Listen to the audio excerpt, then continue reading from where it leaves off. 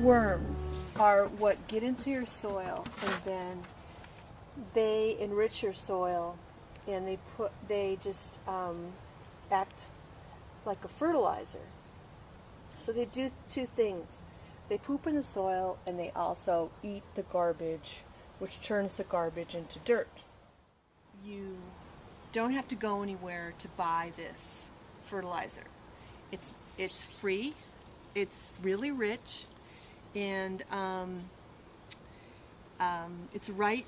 You've created it in your own home, so that you've saved yourself money, and you've saved the environment, and you've created it out of your kitchen scraps that you would normally put down your garbage disposal, which would go into the city's treatment system. And that takes energy too, because you have to run your garbage disposal. So that takes water and energy, but you've saved the environment from having to process all that by simply putting it into your compost bin in the backyard. And then it takes time. It takes, any number of weeks to have your compost turn into, or I should say your vegetable scraps, fruit scraps turn into compost. But, just keep adding it all fall, all winter, and then springtime it's ready. So then you can turn it into your soil. Things you don't want to put into the compost, never put meat, never put fish. That's something I forgot to mention earlier. Don't put fish, don't put dairy, so don't put any cheese, don't put eggs, although you can put eggshells. Do put all fruits and vegetable scraps, coffee filters. Another good one is tea bags. Not the string and the little tag. Like don't put those in. But tea bags are good. They rot. They really break down. Paper, not big sections of paper. It's got to be shredded. But like your paper napkins, your toilet paper rolls, your paper towel rolls. All of those break down. And then another good thing to add is you want to always add your leaves that fall off the trees in the fall. And also during the summer, if you need more green, you can mow your grass and then bring all your grass clippings and put those in as well. That adds green. Another thing not to add, I just remembered, just occurred to me, don't put weeds in, because especially if you put the roots of the weeds will grow, and then they will, if you work them into your garden soil, you're going to have weeds in your garden. So keep the weeds out. You should come out every 2 weeks and stir your compost around so that it gets extra air in it.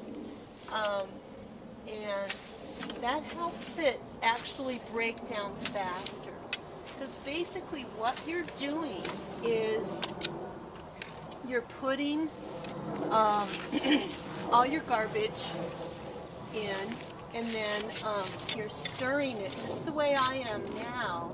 So you're putting air into it, which helps it turn into dirt even faster. Now here's a really great place where you can see just a bunch of worms have started living, and a lot of times worms will build they'll build a little nest inside eggshells, which is why eggshells are really good, because that's where the worms start their little houses.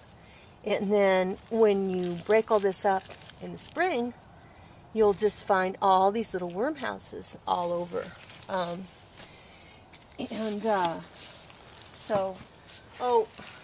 Banana skins. You can see I've got a lot of paper napkins. Paper napkins that are from recycled paper are really the best.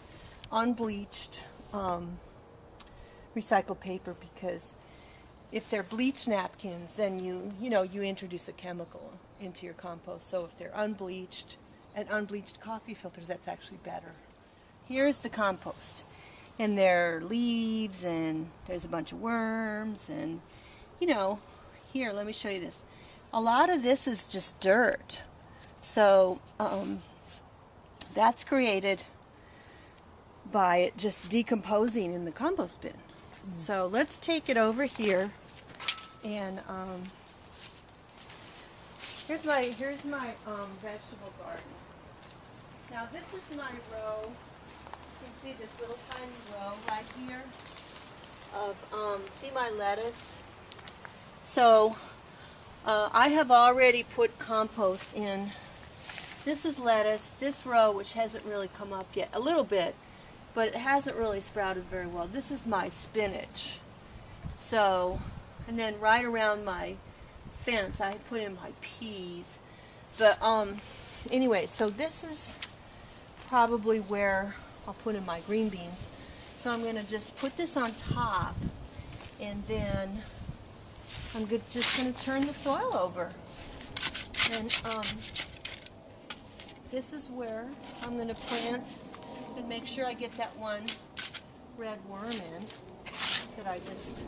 Here's a whole bunch more. See, can you see these? These guys are great. See? They're just happy, happy, happy. And I'm going to turn them over and dig them all in.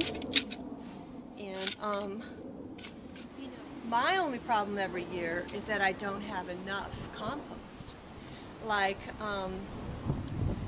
I probably don't have enough compost to compost this entire growing area, which is kind of a drag. So to sort of augment some of my compost, I might go get some mushroom compost. If you're going to grow a vegetable garden, you're going to have to enrich the soil. You have to enrich the soil. I mean, when I first started gardening, I remember just buying some tomato plants and sticking them in the ground.